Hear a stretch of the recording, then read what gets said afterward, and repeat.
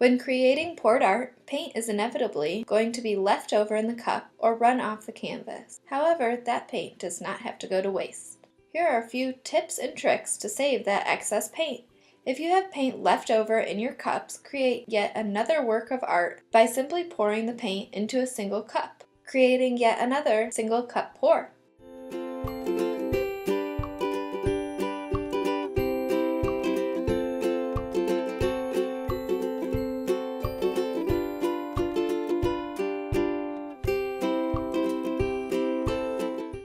Oftentimes, the excess paint left in the drip pan looks so pretty, you wish you could capture it. Here's a fun little trick. Gently press a piece of glass down on your excess paint, making sure it's completely covered, and then lift up and set on cups to dry.